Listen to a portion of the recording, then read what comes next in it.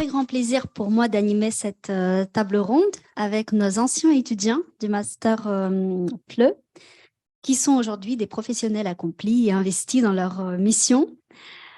Vous avez un emploi du temps très chargé, on le sait, parce qu'on n'a même pas réussi à se voir, à trouver un créneau pour se voir et préparer en visio cet échange. Donc, ça sera un petit peu d'improvisation aussi. Je vous présente donc Olivier Bernery, Sébastien Frappa, et on a deux intervenantes à distance, Alice Legal et Manon Sio. Charlène Dumont devait être là, mais malheureusement n'a pas pu se joindre à nous à cause de son emploi du temps hyper chargé. Je vais vous poser quelques questions et vous laisser la parole pour y répondre si vous n'y voyez pas d'inconvénient. Je donnerai la parole d'abord aux personnes en présentiel. Ensuite, nous, on se tait et on allume le micro pour que les personnes en ligne puissent parler. J'espère que le côté technique nous suivra et qu'on arrivera à animer cette table ronde en présentiel et à distance à la fois. La toute première question, est-ce que vous pourriez vous présenter en quelques mots, dire comment vous vous appelez, où vous travaillez, en quelle année vous avez terminé le master et est-ce que vous avez travaillé avant le master ou pendant? C'est peut-être intéressant pour nos étudiants actuels. On commence. Alors, bonjour à tous, je suis Sébastien Frappa et je suis franco-italien. Alors oui, j'ai travaillé avant de passer le master FLE à Grenoble que j'ai obtenu en 2021 parce que je suis titulaire du concours d'éducation nationale. Donc en fait, à la base, j'enseigne l'italien. Et depuis 2 ans, depuis que j'ai eu le concours, le master FLE, j'ai postulé à un poste qu'on appelle spécifique dans l'éducation nationale. Donc, c'est recrutement sur dossier. J'ai été pris et j'enseigne maintenant le français langue de scolarisation dans une UPE2A, dans un collège à côté de Lyon, mais dans l'académie de Grenoble. Et parallèlement, j'enseigne aussi en prison, à la prison de Saint-Quentin-Fallavier, le FLE aussi. Alors bonjour à toutes dans la salle, à tous et sur Internet. Moi, c'est Olivier. Je suis venu au FLE en reconversion professionnelle. J'ai un grand parcours dans l'administration du spectacle et ensuite dans le milieu de la restauration. Et j'ai intégré l'UGA en master en 2019. J'ai obtenu mon diplôme orientation professionnelle en 2021. Pendant mon diplôme, j'ai travaillé au Greta en tant que vacataire et je suis toujours au Greta de Grenoble maintenant en tant que contractuel à temps plein et j'interviens auprès d'un public adulte profil migrant. Je vais donc laisser la parole à nos intervenantes à distance. Je vous salue les filles. Donc, pendant vos présentations, je n'interviendrai pas pour des raisons de son, pour des problèmes techniques. Donc, je laisse la parole à Manon et ensuite à Alice.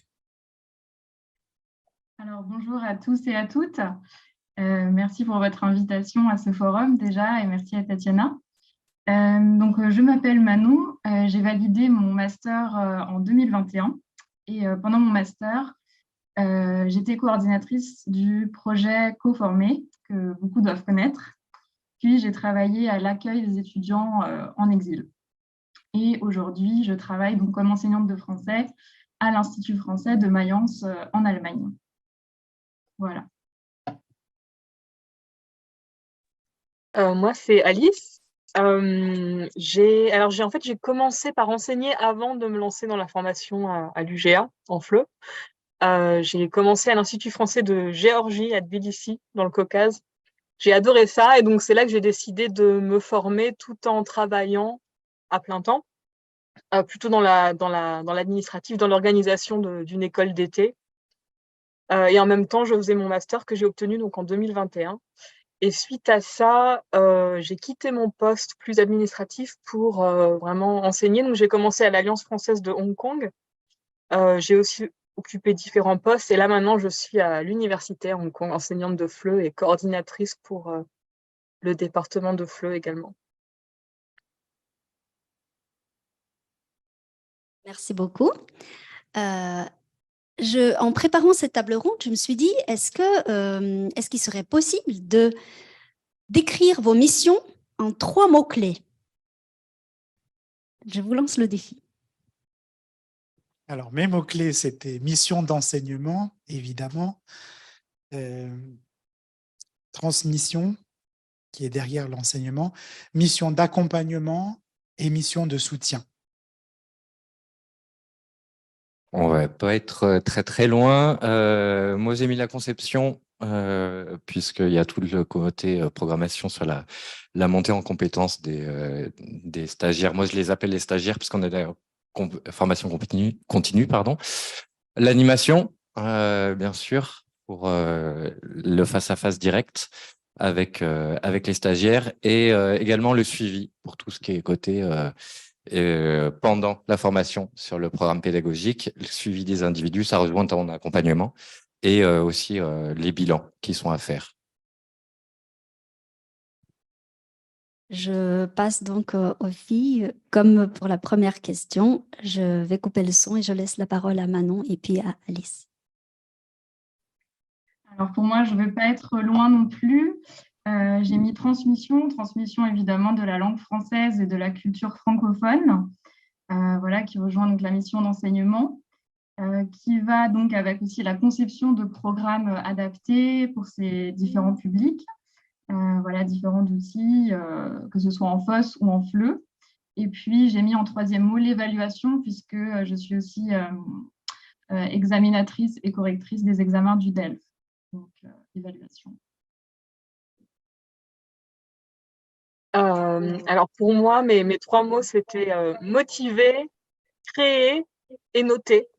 Alors motiver parce que en enseignant à l'Alliance française et à l'université, c'est pas des publics captifs entre guillemets, donc c'est des gens qui apprennent le français parce qu'ils ont envie de l'apprendre. Donc en tant qu'enseignant, des fois on se sent un peu comme un coach qui doit maintenir la motivation face à la grammaire, à la conjugaison, à la difficulté de la langue française. Donc pour moi, c'est important d'arriver à motiver mes étudiants à ce qu'ils prennent plaisir à apprendre le français. Créer parce que j'adore concevoir mes propres activités pour mes cours. Donc, c'est bien de suivre un manuel, mais moi, j'ai besoin d'ajouter ma touche personnelle. Donc, je crée beaucoup de choses, des vidéos, des jeux, des activités. Et enfin, plus récemment, noter. Ça, c'est un aspect qui n'était pas trop présent quand je travaillais en Institut français ou à l'Alliance française. Mais depuis que je suis à l'université, la note devient vraiment très importante. Et les étudiants apprennent le français dans l'objectif de réussir leurs examens. Donc, ça change un peu la perspective en tant qu'enseignant. Voilà, c'était mes 3 mots. Merci beaucoup.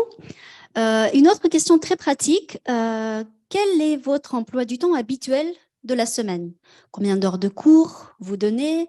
Est-ce que c'est regroupé sur une journée, 2 journées, 3 journées, ou en soirée, ou le week-end? Quelle est votre semaine habituelle?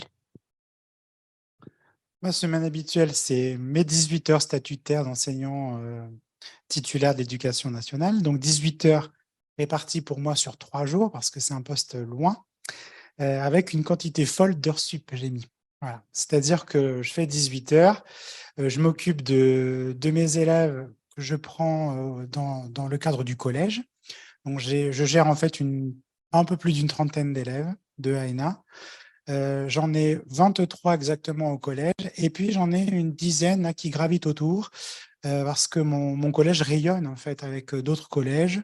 Il y a 2 autres collèges, il y a 2 autres lycées, et en fait les élèves vont et viennent dans mon UPE2A pour suivre des cours. Donc j'interviens aussi au lycée du temps de midi, je fais 4 heures supplémentaires en plus de mes 18 heures. Voilà, donc en fait c'est un poste, je dirais, où il faut être flexible, beaucoup de flexibilité.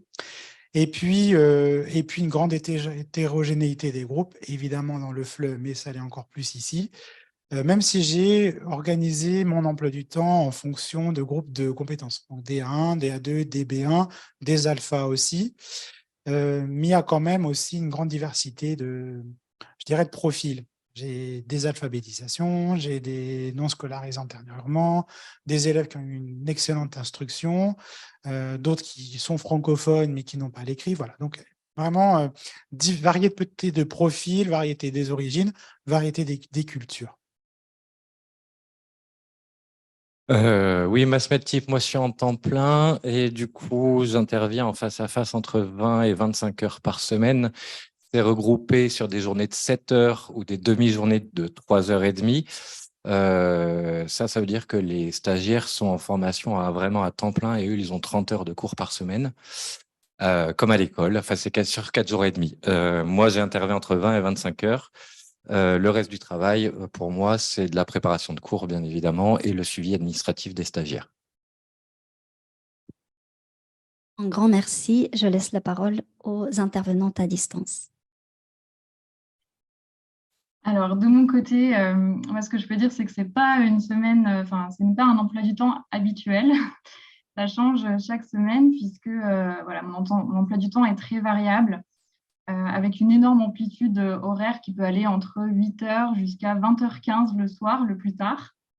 Alors, j'ai quand même 3 groupes qui sont fixes actuellement. J'en ai un, par exemple, le lundi soir avec des débutants. J'en ai un le mercredi matin avec des universitaires et un le vendredi matin avec majoritaire sont des retraités.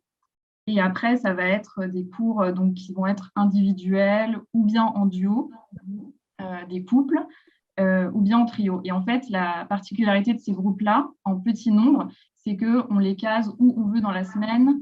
Le prof ou les élèves ont le choix de dire quand est-ce qu'ils veulent placer ces cours-là. Donc, ce qui fait que mes semaines ne se ressemblent absolument pas. Sinon, la semaine comprend aussi parfois des déplacements en entreprise, des déplacements, par exemple, à l'université. Et puis, troisième chose, c'est les formations en ligne ou les formations sur place. Ce sont des stages intensifs. Et donc, ce sont des formations qui se déroulent soit tous les matins, soit tous les après-midi, soit on peut faire et le matin et l'après-midi. Et donc là, ça fait des semaines très chargées où il faut faire attention à bien pouvoir s'organiser avec les cours particuliers en plus, les cours du soir. Voilà. Et donc, la modalité, ça va être donc, soit en ligne, soit sur place au sein de l'Institut. Alors, de mon côté, ça a pas mal évolué entre le moment où j'étais à l'Alliance française et maintenant mon poste à plein temps à l'université. À l'Alliance française, j'étais aussi à plein temps, mais c'était entre 18 et 20 heures d'enseignement par semaine, plus si on le veut, mais c'était le minimum pour un temps plein. Et à part ces heures de cours, hormis la préparation, j'étais très, très libre de mon temps, d'organiser mon temps vraiment comme je le voulais et j'appréciais beaucoup cette liberté. À l'université, c'est un peu différent, surtout que j'ai aussi un poste de coordinatrice en même temps, donc j'ai des horaires un peu plus, on va dire, de bureau, j'ai des réunions organisées, j'ai un peu de paperasserie à gérer, j'ai des étudiants au cas par cas, des cas à traiter. J'ai aussi des événements à organiser pour promouvoir le français sur le campus. Donc, c'est un peu plus chargé et un peu moins libre. Voilà, c'est assez différent comme emploi du temps entre Alliance française et université. Merci beaucoup. On voit qu'effectivement, il y a un grand nombre d'heures de cours, d'heures en face à face. Et puis, il y a la préparation qu'il ne faut pas oublier pour assurer tous ces cours. Vous travaillez donc chacun et chacune dans une structure. Comment pourriez-vous définir les rapports que vous entretenez avec vos collègues, la direction, les enseignants ou tout autre personnel? Est-ce que ces rapports au moment d'échange sont-ils fréquents, réguliers, importants pour vous? Est-ce qu'ils portent sur votre pratique? Est-ce qu'il y a des échanges de pratiques dans cette communication? En tant qu'enseignant, on est souvent seul face au groupe, mais les rapports avec les collègues sont importants, mais tout dépend de la structure, des emplois du temps. Comment ça se passe pour vous dans vos structures? J'ai parlé du système, hein, en gros, on ne va pas refaire le monde, mais c'est le système de l'éducation nationale. Donc, l'enjeu pour mes élèves en UP2A, c'est l'inclusion et de réussir leur inclusion en classe. Ce n'est pas évident parce que ça dépend beaucoup de la communication que l'on peut avoir avec les différents acteurs de la situation, les professeurs, la direction, ça dépend de leur bonne volonté aussi. Et puis, ça dépend parfois aussi du temps qu'ils ont à nous accorder parce que il y a de moins en moins de temps quand on est enseignant dans l'éducation nationale. On est de plus en plus pris pour telle ou telle chose. Et c'est vrai qu'on a l'impression parfois que s'occuper de parler d'un élève EANA, d'un élève allophone, c'est un problème en plus. Donc, il faut vraiment trouver les bons mots, je dirais, trouver les bonnes situations de communication aussi, parce que c'est un enjeu, c'est un défi, mais c'est pas impossible. Et ça se relève. Et moi, j'ai la chance, que je disais, d'avoir trouvé en tout cas des collègues qui sont prêts aussi à décloisonner leurs enseignements, à changer un peu aussi leurs habitudes de travail pour favoriser l'inclusion. Et ça, c'est vraiment top parce que ça crée une ambiance de travail, une dynamique de travail qui permet vraiment de réussir l'inclusion des élèves. Voilà, donc je dirais que tout dépend vraiment d'une bonne communication, de la bonne volonté et aussi du temps. Alors, plusieurs types au Greta de Grenoble de relations. Je vais le mettre sur 3 niveaux parce que j'ai forcément dans les services, on a la responsable du service formation générale sur lequel on dépend. Donc, celle-là, c'est une relation que j'ai hiérarchique, mais qui concerne plutôt mon suivi, mon évolution au sein du Greta et les perspectives, les positionnements sur les parcours à venir. C'est mon emploi du temps de l'année, on va dire. Plus directement, la responsable de formation avec qui j'échange beaucoup sur les parcours, le suivi pédagogique des stagiaires et les obligations qui sont liées aux différents cahiers des charges des commanditaires qu'on a à suivre. Et puis après, plus directement, mes collègues formatrices de FLE sur les autres groupes. Là, c'est plutôt de l'échange informel qu'on a. On se croise pas beaucoup. On a beaucoup d'échanges à distance ou en asynchrone quand je suis en binôme sur un même groupe. On ne se croise pas. On alterne Donc, c'est des fois c'est compliqué, mais on a des outils de mutualisation type tableau partagé sur Teams, etc. Voilà, ce qui n'empêche pas quand on a des niveaux similaires avec d'autres collègues sur 2 groupes qui peuvent être en parallèle, d'avoir expérimenté des co-animations et des demi-journées à croiser les groupes. Voilà, on aime bien cette dynamique-là et on est soutenu par nos responsables. Merci beaucoup. Donc, je laisse la parole à nos intervenantes à distance. Oui, alors de mon côté, donc quotidiennement, je vais avoir des relations avec ma direction, donc la directrice des cours, voilà, ainsi que la responsable. Et avec elle, en fait, on va parler organisation. Elle nous attribue les cours, les nouveaux contrats qu'elle reçoivent. Donc voilà, et on fait des points assez régulièrement aussi, voilà, assez spontanément en fait, quand on passe dans leur bureau. Elle nous demande comment ça se passe, comment ça va, si on a besoin d'aide. Si on a besoin de manuels particuliers, voilà, elle nous encourage à faire des retours aussi sur les cours et savoir si les niveaux sont adaptés. Est-ce qu'on doit changer l'intitulé aussi du cours en fonction du niveau qui peut être parfois hétérogène. Voilà, donc on est soutenu à ce niveau-là.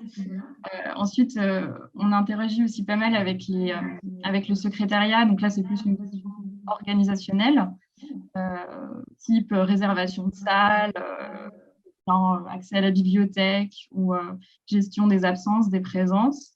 Et enfin, dernier type d'interaction, donc avec les enseignants. Et donc, en fait, c'est un peu comme Olivier, c'est plus informel. On se croise plus qu'on ne se voit au sein de l'Institut même, puisque voilà, on a aussi, parfois on travaille en binôme et on se croise, on se fait juste un petit point rapidement. On se dit, voilà, comment ça s'est passé, est-ce qu'ils sont fatigués ou pas cet après-midi, sur quoi il faut mettre l'accent. Mais ça va être très bref comme échange. Et puis après, en dehors, on va se voir voilà, de manière informelle et on s'échange des ressources. Si quelqu'un a fait un cours qui vise, un cours type FOSS, par exemple, et qu'on a mis beaucoup d'heures à le concevoir, et tout seul, dans ces cas-là, on est généreux et on passe nos ressources à nos collègues. Voilà. De mon côté, encore une fois, je pourrais contraster mes expériences en Institut français, en Alliance française et à l'université. À l'Institut français de Géorgie, bon, c'était une toute petite équipe, donc j'avais des rapports beaucoup plus familiers, beaucoup plus fréquents avec la coordinatrice de cours. À l'Alliance française de Hong Kong, c'est une alliance beaucoup plus grande, il y a une 50aine ou une 60aine de profs, mais il y a quand même une ambiance convivial, je dirais. Il y a des espaces où les gens peuvent se retrouver. Il y a la médiathèque, il y a de la salle des profs où on se sent entouré, on peut rencontrer des gens. Moi, j'ai rencontré une collègue qui est devenue une amie depuis, avec qui on a commencé à créer des contenus ensemble et ça a donné un site web où on partage nos créations. Donc, c'est parti d'une conversation dans la salle des profs, tout ça. Et depuis que je suis à l'université, c'est assez différent puisque c'est plus une institution culturelle française à l'étranger, c'est une université hongkongaise avec des rapports, mais la plupart de mes collègues sont hongkongais. La culture de travail est un peu différente aussi. Mon équipe, c'est principalement des gens qui sont à mi-temps, donc qui viennent pour enseigner quelques heures, puis qui partent en fait. Donc c'est un peu plus solitaire comme travail. Voilà.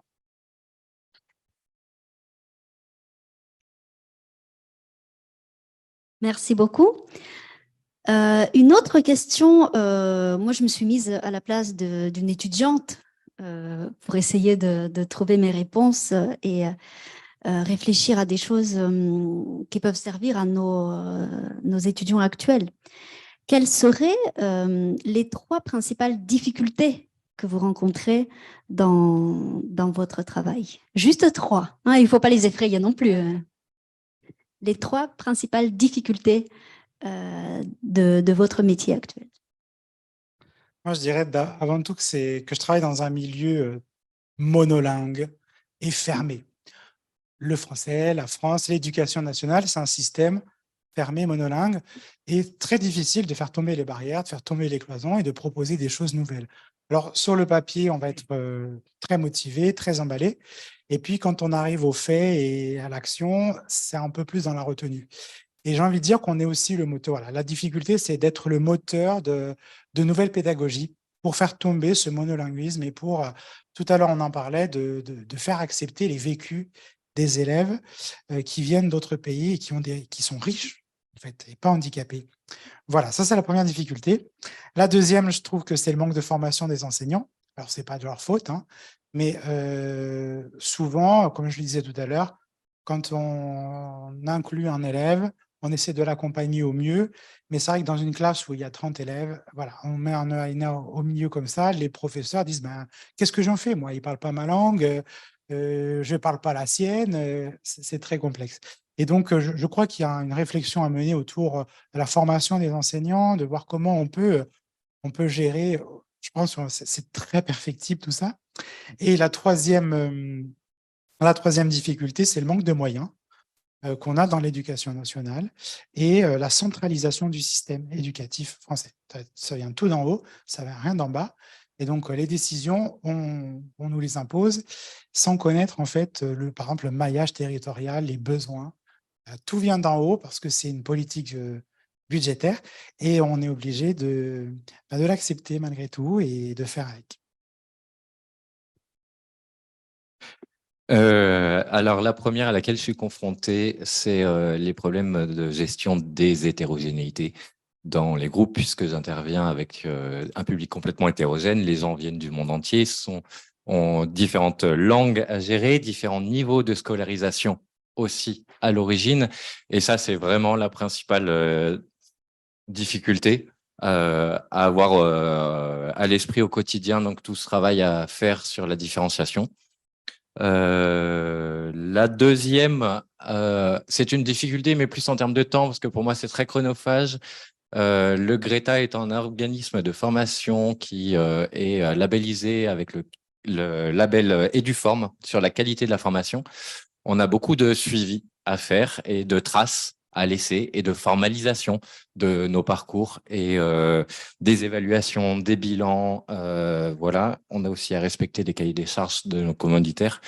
Donc, tout ça, c'est un travail autre que l'enseignement pur qui prend beaucoup de temps et sur lequel, des fois, ça demande beaucoup de réflexion parce que si je prends la qualité, voilà, on a le référentiel, la taxonomie de Bloom pour des mots. Faut pas mettre n'importe quel mot dans ces bilans, puisque derrière, la qualité est là et on est surveillé là-dessus. Et la dernière, c'était ma question à Boris Durand tout à l'heure sur le numérique. C'est comment intégrer et gérer le numérique quand des fois on a des journées à gérer à distance avec nos stagiaires et que mon public est assez éloigné de l'utilisation des outils numériques, y compris rentrer un pseudo sur un smartphone pour accéder à un Kahoot quand on anime des temps de formation comme ça. Un grand merci. Je laisse la parole aux filles. Alors pour moi, donc, les difficultés qui me sont venues à l'esprit, c'était plus des difficultés concernant mon statut actuel. Quand on travaille dans un institut français, on travaille en tant qu'indépendant, en fait, ce qui peut être une chance, j'en parlerai après dans les sources de satisfaction, mais qui peut être aussi pas forcément simple, dans le sens où si on est malade, voilà, on n'a pas de congé payé, on n'a pas de… voilà, que ce soit imprévus, familiaux ou autres. Il faut vraiment se préparer à tout et pour évaluer son salaire, ce n'est pas forcément évident. Voilà, donc ça, c'est le premier point. Deuxième point, ça serait aussi concernant toujours le statut, c'est savoir s'arrêter, savoir connaître ses limites, parce que, comme je le disais, on peut très bien travailler du lundi au dimanche, de 8h à 20h. On nous propose des cours également sur le week-end, des formations, comme là, j'ai une proposition sur des week-ends à la police à Francfort que j'ai refusée, parce que moi, c'est clair, je ne veux pas travailler les week-ends, et il faut aussi du temps pour concevoir les cours. Donc voilà, c'est tout un travail aussi, quand on arrive, on n'est pas du tout préparé à ça, à savoir voilà, la gestion de son emploi du temps et se dire combien de soirs je veux travailler par semaine, combien de jours, est-ce que je veux me garder une journée de libre ou bien toute une journée pour prévoir mon travail de conception. Voilà. Et puis, s'ajoute à cela encore le travail administratif. Donc, tout ce qui est la paperasse, les mails, beaucoup de mails, donc que ce soit avec la direction, avec les élèves. Après, on fait le choix ou pas de donner son numéro de téléphone. J'ai mis en place des groupes WhatsApp pour certains groupes avec qui ça roule bien. Et parfois, c'est plus simple à communiquer, mais voilà, il faut savoir gérer ça. Et voilà, donc c'était à peu près ça. Oui, beaucoup d'administratifs. Et oui, bien sûr, écrire c'est… comment j'ai le mot qui me dit en allemand. Les factures, voilà, les factures à écrire. Donc, et puis des fois, ça met du temps à arriver, on ne sait jamais quand est-ce qu'on va être payé. Voilà, donc on peut très bien l'envoyer au 1er du mois, mais être payé au 16 du mois. Voilà, donc ça, c'est tous des facteurs à prendre en compte et auxquels il faut se préparer. Et la dernière difficulté, quand je suis arrivée par rapport à mon expérience professionnelle, aussi, sur ce recul que j'ai d'1 an, quand je suis arrivée, on m'avait dit oui, vous aurez 15 heures par semaine de cours. Et au final, pendant 2 mois, j'ai eu, je crois, 7 à 8 heures par semaine parce que les demandes tombent au fur et à mesure et qu'en fait, ils ne nous attendent pas avec énormément de cours à nous proposer. Donc, il faut vraiment prévoir une marge financière si vous avez un loyer à payer, etc., mettre un peu d'argent de côté pour pouvoir compenser ces 2 mois qui sont un peu difficiles à passer, un peu déprimants. Mais une fois que c'est passé, voilà, ça se met en place. Actuellement, je travaille entre 20 et 25 heures par semaine et ça roule sans problème. Voilà. De mon côté, quand j'ai commencé à enseigner donc à l'Alliance française, ma première difficulté, ça a été de détendre l'atmosphère de mes cours, j'ai envie de dire, parce que j'étais donc face à un public hongkongais qui a tendance à être un peu plus timide, un peu plus inhibé, un peu moins à l'aise à l'oral. Et donc, souvent, je finissais mes cours avec l'impression d'un vrai fail, quoi, d'avoir… qu'ils avaient plombé l'ambiance, qu'ils n'avaient pas du tout apprécié mes cours, qu'ils avaient passé un sale moment. Et les premiers mois ont été un peu difficiles psychologiquement. Vraiment, il y avait beaucoup de remises en cause de la qualité de mon travail, de ma capacité vraiment à être prof, finalement, à faire en sorte que tout le monde passe un bon moment et que ce ne soit pas une torture d'apprendre le français. Après, c'était mon ressenti subjectif et je pense qu'en fait, je dramatise un peu les choses parce que quand on démarre, on a tendance peut-être à prendre les choses plus à cœur. Maintenant, je le prendrai plus de cette manière-là. Mais je me souviens qu'au début, c'était assez difficile, cette difficulté à faire parler mes apprenants, à les mettre à l'aise, à donner une bonne dynamique à la classe, en fait. Ensuite, pour revenir un peu sur ce que tu dis, Manon, la gestion du temps, je pense que ça va un peu mieux aussi maintenant, après plusieurs années à enseigner, préparer des cours. Mais au début, je me suis laissée complètement ensevelir sous la préparation des cours. à devenir complètement maniaque sur mes PowerPoint, des images, trouver des vidéos, et ça me prenait un temps. Je devais passer parfois 6 heures à préparer un cours de 2 heures, quoi. Et c'est pas possible. Il faut se mettre des limites à un moment. Et voilà, se dire, je passe pas plus de temps pour préparer ce cours parce que sinon on se laisse dévorer. Voilà. Et depuis que je suis à l'université, peut-être une dernière difficulté, c'est de m'adapter à un nouvel environnement de travail avec tout le jargon universitaire, en anglais en plus, d'une université hongkongaise. M'intégrer dans une grosse institution avec beaucoup plus de lourdeur administrative, où on a l'impression que les changements vont être difficiles, qu'on est une petite fourmi dans une grande fourmilière par rapport au sentiment que j'avais en Alliance ou en Institut français d'être dans une plus petite équipe à taille humaine, on va dire. Voilà.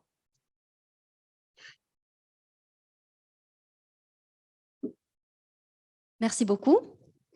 Bon, heureusement qu'on a dit juste 3, hein. Ça fait déjà beaucoup. Bon, on a parlé des difficultés, mais il y a quand même de la satisfaction, hein, dans notre travail.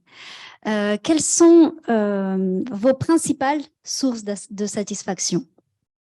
Les principales. Les principales. Alors, pour moi, c'est vraiment la satisfaction d'accomplir une mission d'utilité publique. Parce qu'on accueille, on est dans l'accueil, on représente, enfin, moi, quand je suis dans ma classe, j'ai l'impression toujours de représenter la France et de leur dire, voilà, les élèves, c'est la France qui vous accueille, donc on fait bien les choses, quoi. Et on a, voilà, ce sentiment-là de vouloir, en tout cas, accueillir convenablement ces élèves et leurs familles surtout. Donc vraiment, cette mission-là d'utilité publique que je n'avais pas quand j'enseignais l'italien. Et puis, la satisfaction aussi d'en apprendre davantage sur mes élèves. Moi, quand je me lève, je suis content d'aller bosser parce que je me dis, qu'est-ce que mes élèves vont m'apprendre aujourd'hui sur leur pays, sur leur langue, enfin voilà, il y a vraiment un échange et ça, c'est je crois, une grande satisfaction pour quelle que soit la matière que l'on enseigne.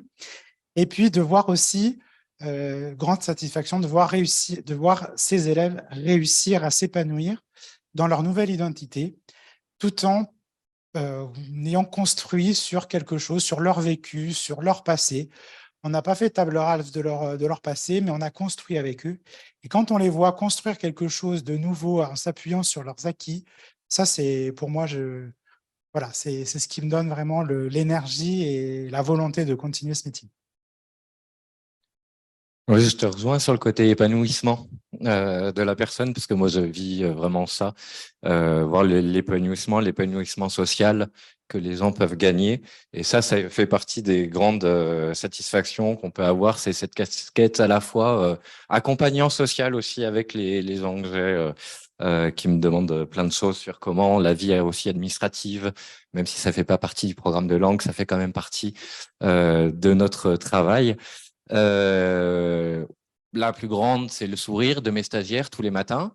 Ça, c'est une satisfaction personnelle. Ça joue sur la motivation. C'est ce qui me porte aussi dans le travail. Et la deuxième, c'est comment des personnes qui sont des fois isolées quand elles arrivent en France dans des situations de migration trouvent du lien social pendant la formation et créer du lien entre stagiaires. Moi, quand je vois les stagiaires qui s'envoient des messages interpersonnels ou qui continuent à communiquer sur le groupe WhatsApp que j'ai mis en place, même après la formation, pour se donner rendez-vous, pour aller manger ensemble, ce qui va se passer dans 2 jours, parce que j'ai reçu un message tout à l'heure, j'ai vu qu'ils communiquent encore alors que la formation est finie depuis 1 mois.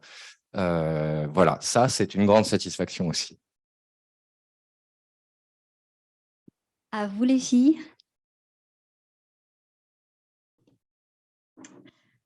Alors de mon côté, ça va rejoindre aussi un peu ce que disait Olivier par rapport au sourire des élèves. C'est vrai que ça n'a pas de prix que d'avoir des gens motivés en face de soi.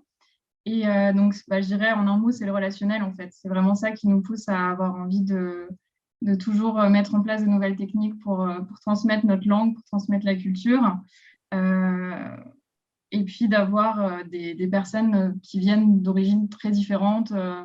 Voilà, on apprend leur culture. En fait, j'ai vraiment l'impression que c'est un échange dans les 2 sens, que nous, en fait, on leur apprend autant qu'eux nous apprennent.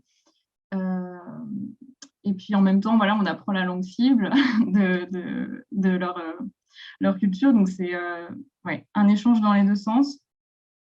Et l'impression aussi de ne jamais faire le même travail parce qu'à chaque nouveau cours, à chaque nouvelle demande, ce sont des personnes qui apprennent le français pour des objectifs mais tellement différents. Ça peut être des médecins, des dentistes, mais ça peut être aussi des personnes. Là, j'ai un couple gréco-américain qui sont chanteurs à l'Opéra de Francfort. Donc, eux, ils veulent vraiment travailler la prononciation. Et en même temps, ils me parlent de leur travail. Et en fait, à chaque fois, on est immergé dans des mondes complètement différents. Voilà, je parle de ça. Il y a sinon cours en entreprise, on apprend le domaine de la négociation. Enfin, on passe vraiment.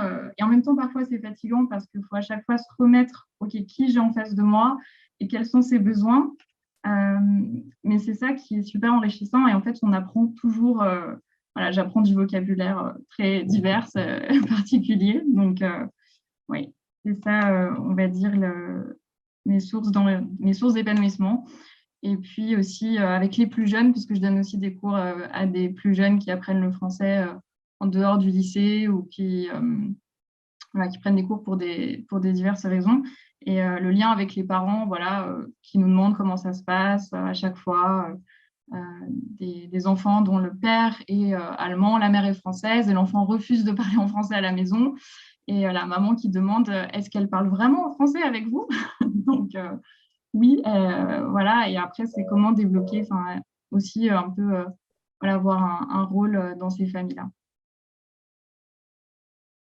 C'est tout pour moi. De mon côté, comme vous tous, ma première motivation, je pense que c'est vraiment le sentiment de vivre un moment social. Pour moi, la salle de classe, c'est avant tout un moment social où les gens passent du temps ensemble et d'arriver à créer des liens positifs entre les gens. Que ce soit un moment qui va leur apporter de la joie. C'est pour ça que ça me déprimait autant au début quand j'avais l'impression qu'ils s'embêtaient, quoi. Mais donc d'arriver à créer cette dynamique, c'est pas que moi, c'est aussi beaucoup la classe qui a créé cette dynamique. Mais quand la mayonnaise prend dans un groupe, c'est très très satisfaisant. Et sinon, la créativité, je m'ennuie pas dans ce métier parce que je crée tout le temps des nouvelles choses et je cherche tout le temps des nouveaux supports, des extraits de films. En ce moment, je suis en train de regarder tous les classiques du cinéma français pour repérer des choses que je puisse utiliser dans mes cours. Donc, c'est une ouverture aussi sur sa propre culture et pas que la sienne. Et peut-être un dernier point que j'apprécie beaucoup, c'est la liberté d'organiser mon temps. Même si à l'université, je disais que c'est un peu plus cadré, il y a plus de travail administratif, etc., je suis quand même libre de préparer mes cours où je veux, quand je veux, et de ne pas avoir des horaires de bureau. Ça, c'est quelque chose que j'apprécie beaucoup. Voilà. Un grand merci pour vos réponses. J'aurais une toute dernière question à vous poser. Si vous deviez donner des conseils à des futurs profs de FLE, qu'est-ce que vous leur diriez? Qu'est-ce que vous pourriez leur conseiller? Peut-être ce qui vous a aidé, vous, à trouver du travail, à être là où vous êtes aujourd'hui. Voilà. Quelques conseils pratiques à des futurs profs de FLE.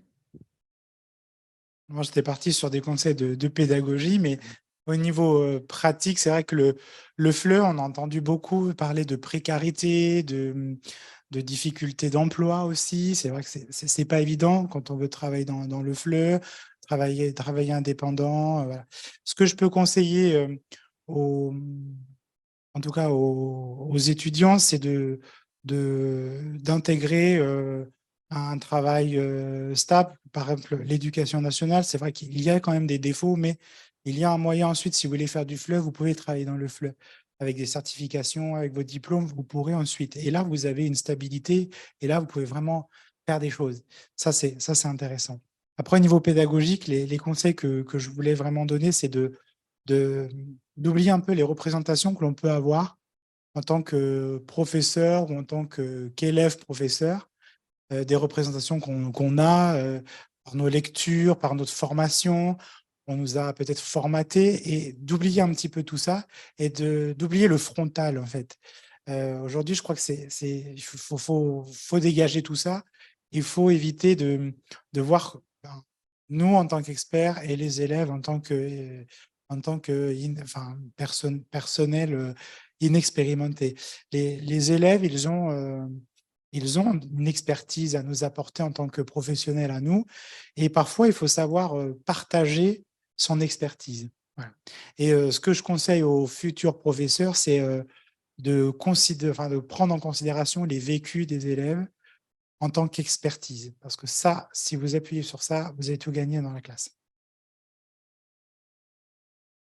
Moi, mon premier conseil, ce serait de justement continuer à participer à des actions comme ça, comme aujourd'hui. D'un côté professionnel, moi, j'ai un parcours professionnel qui est assez éclectique et j'ai toujours fonctionné par réseau et par rencontre. Donc, continuer à parler, à aller rencontrer des gens, à échanger sur des pratiques professionnelles. Le FLE est assez varié, on n'imagine pas, il n'y a pas que la salle de classe comme métier, donc continuez, soyez en veille, gardez la synergie recherche professionnelle, ça vous aide vraiment, enfin moi ça m'aide vraiment de toujours faire un rappel de la formation que j'ai eue ici, dans comment je vais monter mon cours, les objectifs que je vais poser, comment je vais animer, et je te rejoins après sur l'ouverture en classe, là du côté pédagogique, pensez à varier, diversifier, et ne vous enfermez pas dans une pratique pédagogique et ouvrez-vous à la diversité. Merci beaucoup pour vos réponses. On va entendre maintenant les réponses en ligne. Oui, alors je vous rejoins tout à fait là-dessus aussi. C'est vraiment l'ouverture qu'on va donner. Faut vraiment rester dans cette ouverture une fois qu'on est professionnel aussi, parce que c'est vraiment via les rencontres qu'on va avoir des portes qui s'ouvrent qu'on n'aurait pas soupçonné avant. Dans mon cas, par exemple, j'ai pris des cours d'allemand et finalement, la prof d'allemand m'a demandé d'être à mon tour prof d'allemand, sachant que j'avais un master en didactique des langues. Donc voilà, ça ouvre des portes. Et puis, ne pas hésiter à vous faire connaître dans les différentes structures quand vous arrivez dans une ville, pour ceux qui seront en France ou bien à l'étranger, en fait, même si les personnes ne sont pas forcément tout de suite intéressées par votre profil ou pour travailler avec vous. Finalement, là, j'ai toujours des personnes qui me rappellent dans plusieurs pays pour savoir si je suis disponible. Donc voilà, il ne faut pas hésiter à se faire connaître. Et sinon, ne pas hésiter aussi à s'engager pendant le master dans des associations. Ça commence là, je pense. En tout cas, mon expérience à Coformer, ça m'a vraiment aidé à mettre en application ce qu'on a fait dans des dossiers qui peuvent rester à l'état purement théorique, sur lesquels on passe des heures. Et en fait, c'est super satisfaisant de le mettre en place et de pouvoir, entre guillemets, tester ça. Et en fait, se rendre compte que la plupart du temps, ça marche. Et c'est super d'avoir déjà un recul. Alors, voilà, même si ça ne marche pas, se dire qu'est-ce qu'on peut faire pour améliorer les choses. Voilà, donc ça serait ça mon dernier conseil. Mes conseils pour trouver du travail, si vous allez travailler à l'étranger, je dirais n'hésitez pas à faire des candidatures spontanées. Et comme tu disais un peu, Manon, c'est-à-dire tu arrives dans une ville, tu vas frapper à la porte, en fait, tu te présentes. Moi, c'est comme ça que j'ai trouvé mon premier emploi à l'Institut français de Géorgie. Et puis même à l'Alliance française de Hong Kong, j'ai aussi juste envoyé un email spontané. Je me suis présentée pour rencontrer le coordinateur pédagogique et ça a marché ces 2 fois-là. Sinon, je vous conseillerais d'être connecté aux réseaux sociaux, notamment sur LinkedIn. Il y a beaucoup d'annonces et d'offres qui passent. Donc, étendez votre réseau pour avoir accès à toutes ces annonces-là. Et aussi, connectez-vous à des sites d'emploi. Moi, l'emploi que j'ai trouvé actuellement, je l'ai vu parce que j'étais connectée à un site qui s'appelle Unijob. J'avais créé des alertes avec des mots-clés. Et donc, sans cette alerte, j'aurais jamais su qu'il y avait ce poste et je ne serais pas là aujourd'hui. Et sinon, un dernier conseil, c'est de chérir en effet les rencontres que vous faites. Dans mon cas, par exemple, une collègue de l'Alliance, Malika, qui m'avait demandé un peu d'aide pour mettre en page une fiche pédagogique, mais que j'étais allée la rencontrer pour l'aider. Cette rencontre, ça s'est transformé en un projet maintenant qui a beaucoup plus d'ampleur. Ça nous a permis donc de créer un site de partage de ressources. Ça nous a permis de travailler sur des projets ensemble en freelance. Et tout ça, ça a démarré par une rencontre. Voilà.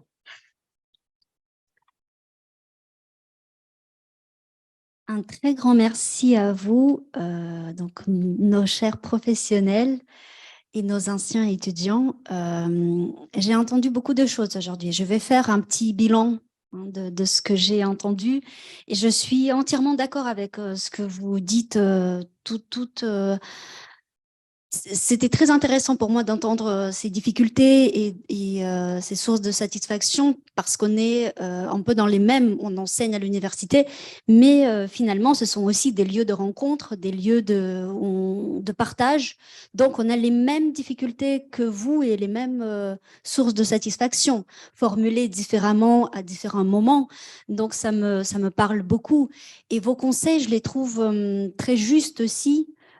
Tout ce que vous avez évoqué, cette ouverture vers les autres, j'ai entendu, ces collaborations, ces échanges, cet enrichissement. Certes, parfois on est pris par le temps, il faut préparer les cours, il faut donner des cours, on est épuisé par plein de missions qu'on a à accomplir, mais profiter de ces moments d'échange et d'ouverture, en fait, ça nous ouvre plein de portes, d'autres portes auxquelles on ne pense pas forcément.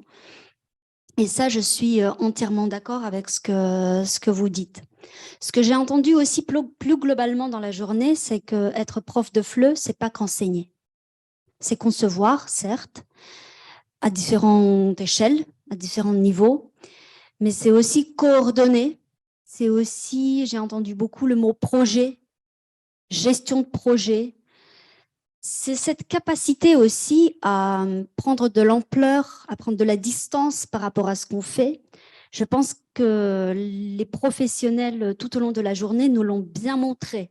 Cette envie d'aller au-delà d'un cours de FLE, évidemment, les premiers cours, on pense qu'à ça. On met 6-7 heures à les préparer.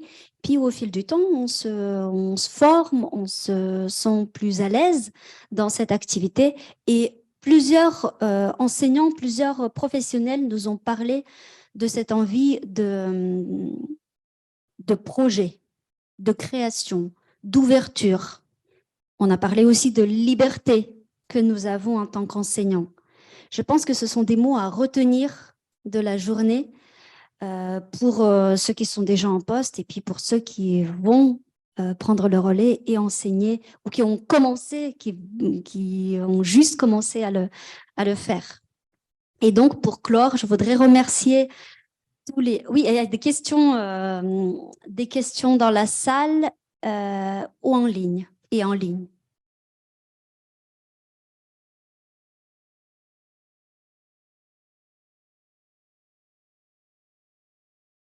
Il marche. Je crois qu'il y a des questions dans la salle. Oui.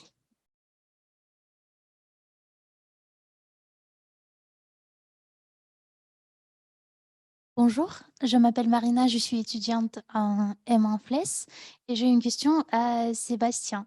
En fait, vous êtes entré dans l'éducation nationale. Est-ce que ça veut dire que vous êtes passé par le CAPES option FLES? Alors, il existe effectivement un CAPES option FLES, mais qui est destiné qu'aux professeurs qui vont enseigner les lettres modernes, donc le français. Donc, moi, j'ai passé le CAPES d'italien. Puis, je me suis intéressé au FLE et j'ai passé une certification complémentaire bien plus tard que mon CAPES. Je l'ai passé cette année, en fait. Voilà, que j'ai validé. Et là, cette certification-là, elle est offerte à tous les titulaires de l'éducation nationale qui ont le CAPES ou l'agrégation. Voilà. Mais elle se passe pas, en tout cas, au moment du CAPES. Elle se passe après, au moins 1 an, ou voilà, au moins 1 an après. Par contre, tu peux la passer en même temps que ton CAPES, si tu passes un CAPES de français, de lettres modernes. C'est bon? C'est clair pour toi? C'est bon?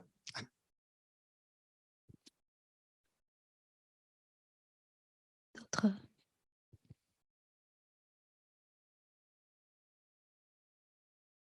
Alors moi, je vais me charger de relayer un peu les échanges qu'il y a eu en ligne. Déjà, on a un grand bravo pour Alice par rapport à son travail sur l'effet du FLE. On a eu plusieurs remarques à ce sujet, donc des personnes qui saluent votre travail, qui vous remercient pour ce partage. On a Anas, qu'on salue d'ailleurs, étudiant ici de chez nous, qui explique que co-former est une expérience vraiment enrichissante, une opportunité de mettre en place ce qu'on apprend en tant qu'étudiant. Et c'est aussi d'ailleurs très valorisant quand on cherche un stage de Master 2. Voilà, donc je le précise aussi. Pour les personnes dans la salle, ça peut être intéressant. Et on a Emma aussi qui fait partie de notre M1 de cette année. Elle nous dit: aviez-vous fait votre stage en M2 dans l'organisme, l'université, le collège où vous travaillez actuellement? Alors, je pense que la question s'adresse à vous quatre. Voilà. Alors, en M2, moi, j'ai fait mon stage dans une UPE2A d'un collège. Donc, c'est moi qui ai trouvé mon stage avec le professeur qui a bien voulu m'accueillir. Voilà. Et j'en profite pour dire que moi, je suis en UPE2A. Donc, s'il y a des étudiants qui galèrent à trouver leur stage, vous pouvez venir. J'ai déjà reçu des étudiants, des étudiantes en observation. Voilà, vous pouvez demander à vos professeurs les contacts. Je serais ravi de vous accueillir dans mon UPE2A. Voilà. Moi, la réponse est oui. J'étais déjà vacataire au Greta de Grenoble. J'ai demandé pendant le M2 si c'était possible de faire un stage au Greta de Grenoble. Ça a été validé. Donc, j'ai créé un précédent. Il ne le faisait pas avant. Je passe l'info comme ça aussi, mais le Greta maintenant reçoit des demandes de stage depuis que je suis passé par là. On va laisser la parole aux filles. Alors moi, j'ai fait mon stage pas du tout à l'Institut français de Mayence. J'étais en Pologne, à l'université de Cracovie. Donc, aucun lien. Voilà, j'ai cherché du travail après en Allemagne après mon stage, mais cette expérience de stage à l'université m'a énormément plu en M2. Moi, j'étais en master de recherche, donc je n'ai pas fait stage.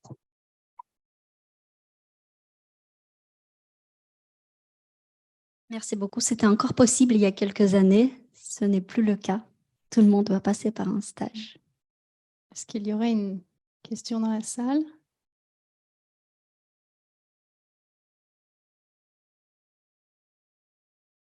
Moi, bonjour, Charlotte Dejean.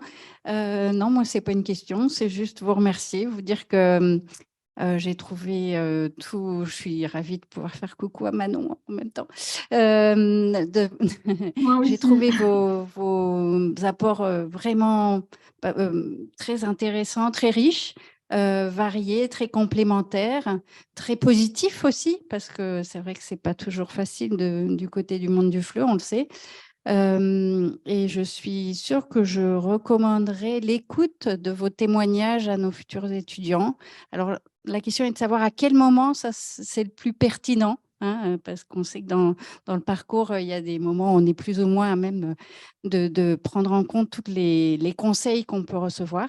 Mais voilà, je voulais vous remercier.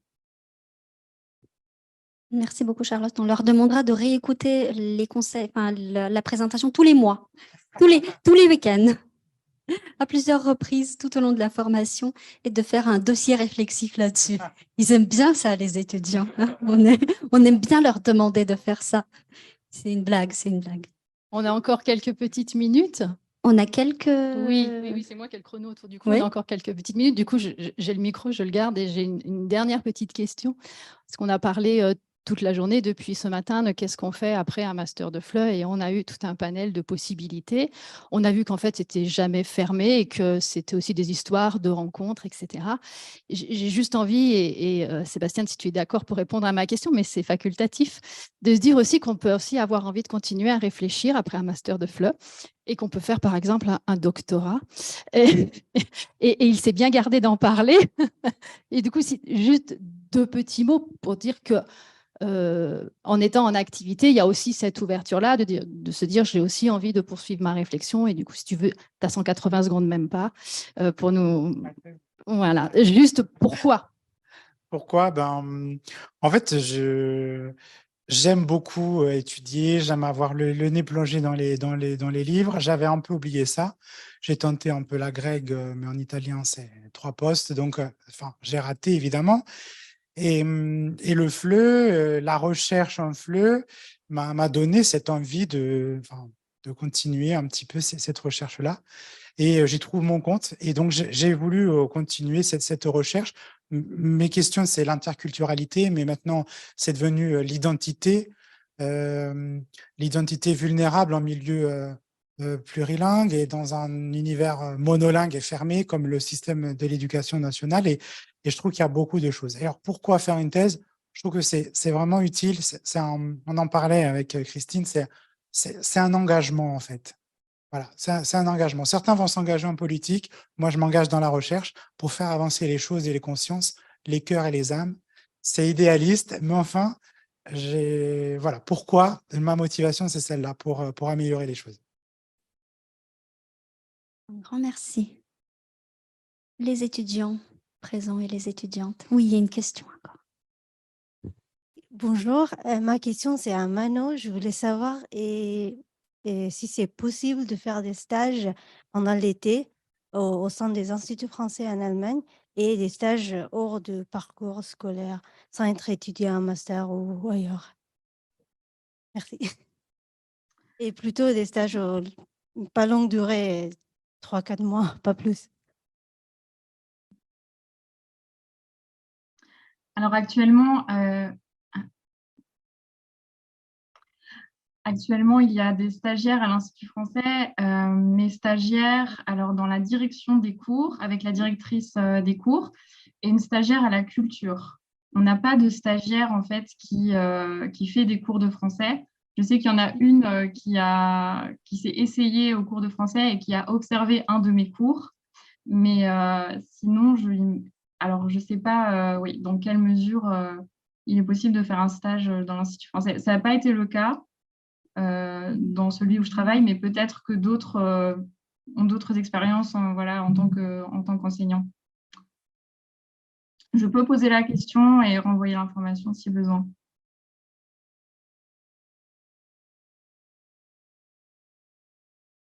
Merci beaucoup.